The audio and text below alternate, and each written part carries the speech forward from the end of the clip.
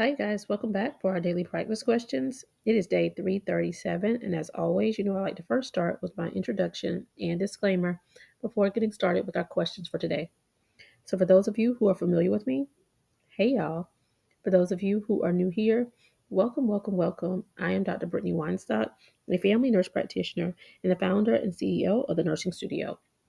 I provide resources, tools, review courses, review videos, review books, digital flashcards, Q banks, one on one sessions, and more to assist nurses as well as nurse practitioners with success on their boards as well as in practice.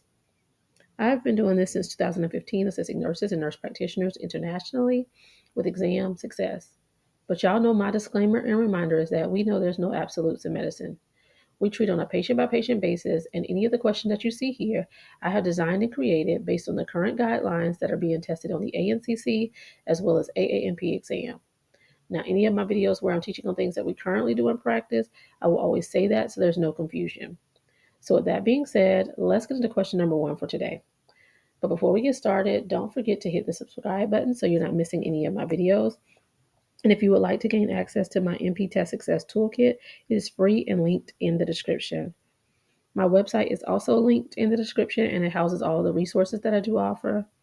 And as always, I like to direct you to my business profile by simply going to Google and searching The Nursing Studio. It will bring you here where you can find my contact telephone number, link to my website, and testimonials from previous review students. All right, y'all. Question number one.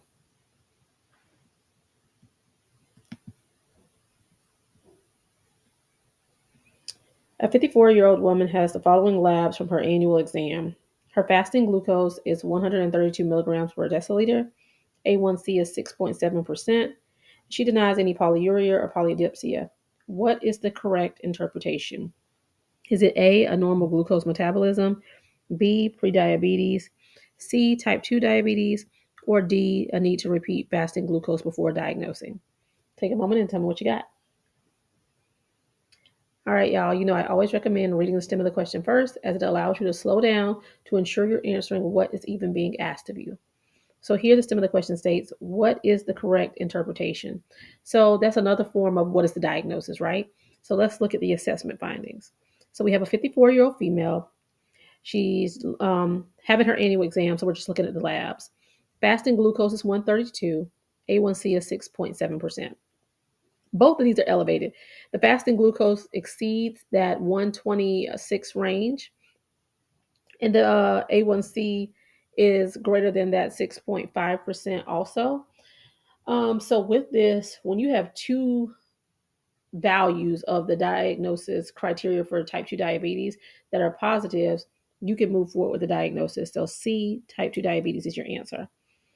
Question number two. A 28-year-old man presents with a dry cough for 12 days, low-grade fever, and wheezing. Lungs reveal scattered crackles. Chest x-ray shows patchy interstitial infiltrates. What is the most likely diagnosis? Is it A, influenza, B, a viral URI, C, pneumonia, or D, heart failure? Take a moment and tell me what you got, y'all. All right, stem of the question here. What is the most likely diagnosis? So again, they're looking for a diagnosis. So we're going to run it back and look at the assessment findings, asking yourself, how does this person present? What are their signs and symptoms, right?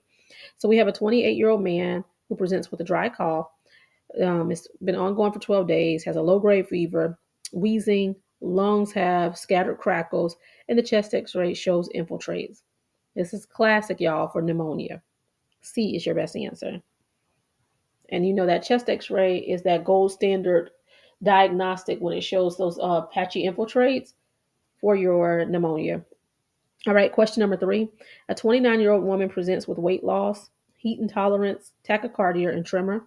The lab show a TSH is low, free T4 is high. Patient has been diagnosed with hyperthyroidism. What is the best initial first line treatment? Is it A, propranolol, B, methimazole, C, radioactive iodine, or D, levothyroxine? Take a moment and tell me what you got, y'all. All right, so stem of the question. The patient has been diagnosed with hypothyroidism. What is the best initial first line treatment? This stem tells you everything you need to know. This patient has the diagnosis of hyperthyroidism. So how do we treat first line? And the best answer is B, methimazole. Now, If they're asking you more about symptomized management, propranolol, your beta blockers can be utilized when we're really trying to control a lot of symptoms. But if they're looking for board's purposes, asking you for straightforward first line therapy for your hyperthyroidism, go with your methimazole. If they ask you for first line symptomatic management, go with your beta blocker, okay? All right, you guys, I hope you found this helpful. As always, be sure to like, comment, subscribe, and share with whoever you may think may find this beneficial as well. But y'all know what to do. Y'all make sure y'all meet me back here. And if you need any of the resources that I do offer, feel free to reach out to the Nursing Studio. You can give us a call, shoot us a text message, or an email. And as always, everything that I do offer is linked in the bio of this channel, including my website. And my website is also linked in the description of this video. All right, y'all. Y'all know what to do. Y'all make sure y'all meet me back here. Happy studying. Bye, y'all.